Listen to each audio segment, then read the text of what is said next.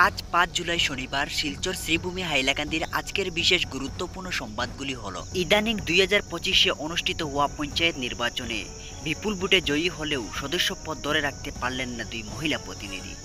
বাল্যবিবাহে জড়িত থাকার অভিযোগে পদ খারিজ হয়েছে ওই দুই প্রার্থীর। তারা হলেন গুলমেহরা খাতুন এবং এলিজা বেগম। এদিকে রাজ্যের বিভিন্ন গ্রাম পঞ্চায়েতের একাধিক নির্বাচিত প্রতিনিধিদের বিরুদ্ধে বাল্যবিবাহ ও শিক্ষাগত যোগ্যতা সংক্রান্ত অভিযোগ উঠেছে। অভিযোগগুলি যাচাই করে প্রমাণিত হলে আরও বেশ কয়েকজনের খারিজ হতে পারে সদস্য। কারণ মুখ্যমন্ত্রী ডক্টর হিমন্ত বিশ্ব শর্মা ঘোষণা করেছেন, বাল্যবিবাহ বা জালিয়াতির মাধ্যমে অর্জিত শিক্ষাগত যোগ্যতা দিয়ে নির্বাচিত হলে সংশ্লিষ্টদের বিরুদ্ধে থানায় এফআইআর করতে। তবে ইতিমধ্যে অনেকের বিরুদ্ধে মামলা দায়ের হয়েছে, ফলে সন্দেহজনক যোগ্যতার আধিকারিক জনপ্রতিনিধিদের ভবিষ্যৎ এখন প্রশ্নের মুখে। একটি চাঞ্চল্যকর ঘটনা ঘটল শিলচর শহরে। স্কুলে যাওয়ার পথে এক স্কুল ছাত্রীকে বলপূর্বক একটি গাড়িতে তুলে নিয়ে যায় এক দুষ্কৃতীর দল। ঘটনাটি ঘটেছে শুক্রবার সকাল ৭টা ৪৫ মিনিটে।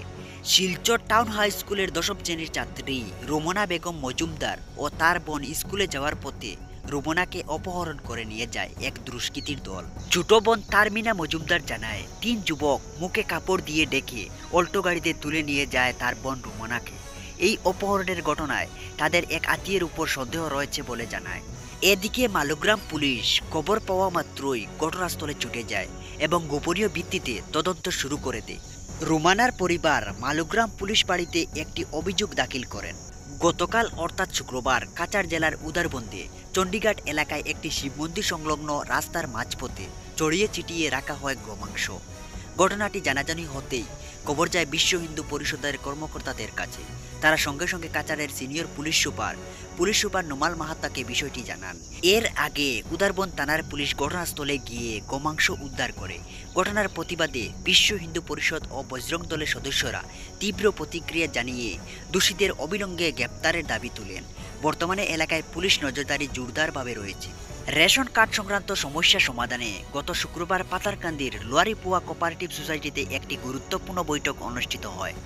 উপস্থিত ছিলেন মন্ত্রী কৃষ্ণেন্দু পাল। মুখ্যমন্ত্রী ডক্টর হিমন্ত বিশ্ব শর্মার নির্দেশে প্রকৃত বঞ্চিত উপভোক্তাদের চিহ্নিত করে দ্রুত ও স্বচ্ছভাবে রেশন কার্ড বরাদ্দের লক্ষ্যে এই বৈঠকের আয়োজন হয়। বৈঠকে স্থানীয় প্রশাসন ও সংশ্লিষ্ট দপ্তরের প্রতিনিধিরাও অংশগ্রহণ নেন। মন্ত্রী জানান, জনগণের ন্যায্য অধিকার নিশ্চিত করতেই সরকারের সক্রিয় রয়েছে। স্থানীয় বাসিন্দারা এই উদ্যোগে স্বাগত জানিয়েছেন। পৃথক পৃথক অভিযানে দুই সরকারি কর্মচারীকে গ্রেপ্তার করলেন দুর্নীতি দমন শাখার আধিকারিকরা। ঘুষ নিতে গিয়ে ধরা পড়েন দুই কর্মচারী। গতকাল রাজ্যের চড়াইদেও জেলার আবগারি বিভাগের ডেপুটি সুপার প্রশান্ত কুমার গগৈকে গ্রেপ্তার করেন দুর্নীতি দমন শাখার আধিকারিকরা।